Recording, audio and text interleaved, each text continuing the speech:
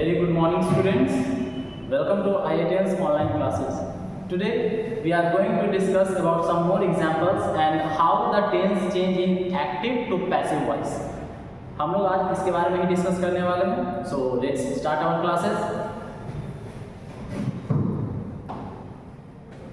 As we know, हम लोग in the last class पढ़ चुके हैं कि voice होता क्या है, एक्टिव वॉइस क्या होता है, पैसिव वॉइस क्या होता है.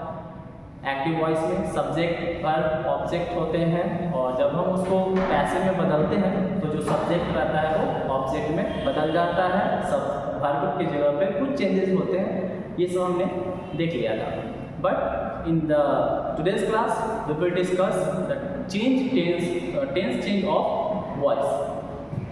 सो if the sentence will B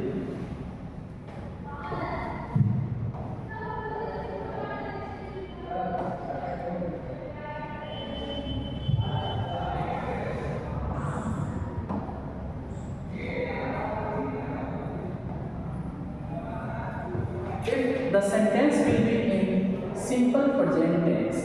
अगर कोई भी सेंटेंस सिंपल प्रेजेंट टेंस का है, अगर वो सेंटेंस सिंपल प्रेजेंट टेंस में है तो हम जानते हैं कि सिंपल प्रेजेंट टेंस का स्ट्रक्चर होता है subject plus given plus object, जैसा कि यहाँ लिखा हुआ है. ओके, तो जब भी आपको सिंपल प्रेजेंट टेंस में कोई सेंटेंस मिले तो वो चेंज हो जाएगा. सबसे पहले ऑब्जेक्ट, जो भी सब्जेक्ट रहेगा वो ऑब्जेक्ट में चेंज होगा. उसके बाद इज एम आर, दोनों में से तीनों में से जो भी सुटेबल है, जैसे आई वी यू दे, ये सब तो आपने सब्जेक्ट में पढ़ा है. अगर आई रहेगा उसके साथ हम एम का यूज करेंगे. अगर ही शी इट रहेगा उसके साथ we will use is and the plural subject. अगर प्लूरल सब्जेक्ट रहेंगे then we will use are. Now जब भी V1 का यूज किया हुआ रहेगा इन एक्टिव वॉइस तो पैसिव वॉइस में ध्यान रखिएगा कि हमेशा V3 वर्ब का थर्ड फॉर्म यूज होता है. ओके, उसके बाद by as a preposition use किया जाएगा. उसके बाद जो हमारा सब्जेक्ट रहता है वो ऑब्जेक्ट में बदल जाता है और यहाँ पर जो है वो ऑब्जेक्ट जो होता है प्रोनाउन ही यूज होता है. एक एग्जाम्पल हम लोग देख लेते हैं इसके बारे में. लाइक एक्टिव वॉइस में सिंपल प्रेजेंट टेंस का स्ट्रक्चर है subject plus V1 plus object. In the example we can see I गो,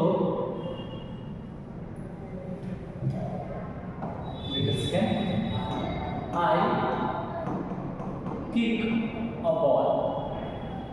यहाँ पर आप सेंटेंस जो देख रहे हैं I kick a ball, that means ये सब्जेक्ट है, ये V1 एंड ये ऑब्जेक्ट है. ये एक्टिव वॉइस में होगा. जब इसका हम पैसिव में बदलेंगे तो पैसिव में सबसे पहले ऑब्जेक्ट होता है, दैट मीन्स कि ये जो ऑब्जेक्ट है वो पहले लिखा जाएगा अ बॉल, इसके साथ एम इज या आर का यूज. तो हम देख रहे हैं अ बॉल जो है वो सिंगुलर नाउन. जब सिंगुलर नाउन रहेगा इसके साथ हम इज का यूज करेंगे. Ball is as a subject.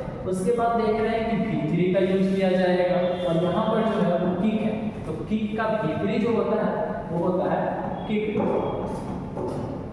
उसके बाद बाय का यूज किया जाएगा. यहाँ पर जो बाय है वो हमने यहाँ लगा दिया and after that object. Object जो कि सब्जेक्ट था वो ऑब्जेक्ट में चेंज हो जाता है. यहाँ पर सब्जेक्ट आई है तो आई का ऑब्जेक्ट में चेंज होगा वो हो जाएगा B. In the previous class, I have already discussed about how the subject change in object. I का me, B का us, they का them, ऐसा चेंज होता है.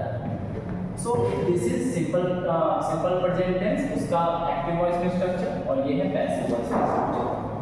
उसी तरह से जब सिंपल पास्ट रहेगा तो अगर सिंपल पास्ट में एक्टिव वॉइस में जो स्ट्रक्चर होता है वो टेंस का स्ट्रक्चर है सब्जेक्ट V2 प्लस ऑब्जेक्ट. उसका जो चेंज होगा पैसिव में वो ऑब्जेक्ट उसके साथ वॉज वर्ब का यूज हो जाएगा.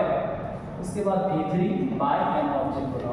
बेसिकली जो चेंजेस होते हैं वो चेंजेस होते हैं वर्ब, जितने भी आप यहाँ देख रहे होंगे ये वर्ब्स हैं और वर्ब में ही जो है वो चेंजेस होता है.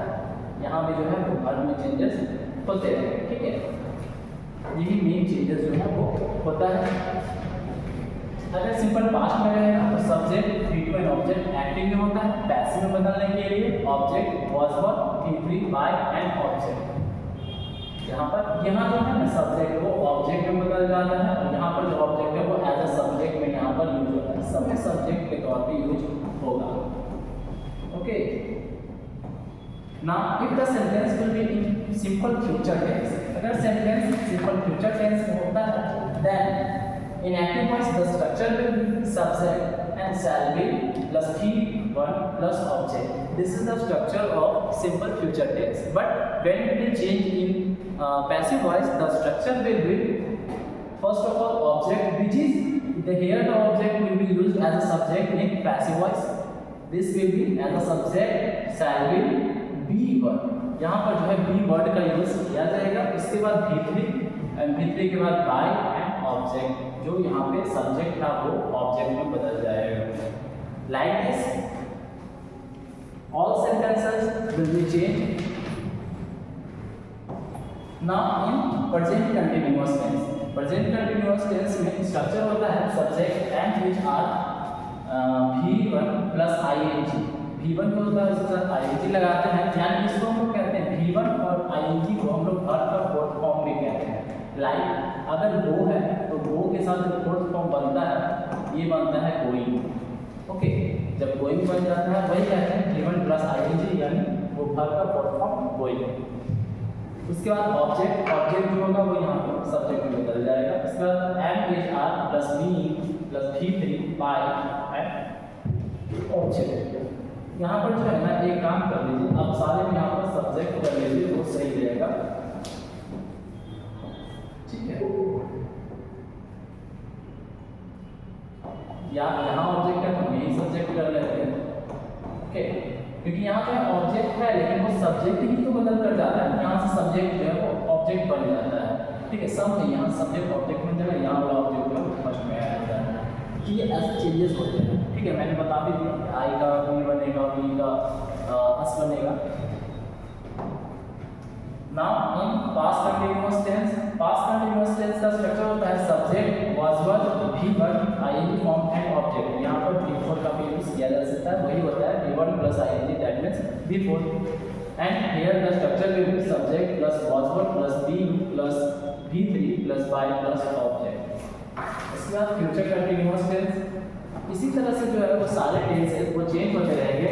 बट आप जो है वो ये जो चार्ट है, ये चार्ट आपके हेल्पफुल के लिए है, आप इसके आगे और भी अच्छे से समझ सकते हैं। इस चार्ट को आप लोग नोट कर लीजिए और नोट करने के बाद अपने होमवर्क में इससे रिलेटेड जितने भी क्वेश्चंस होंगे you will have to do. Okay, now we will see some more examples related to voice.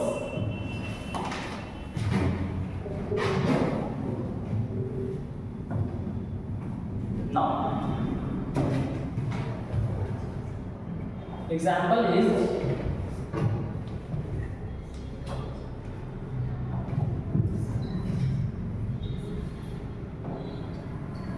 look at here, हम लोग एग्जाम्पल एक लेकर चलते हैं कि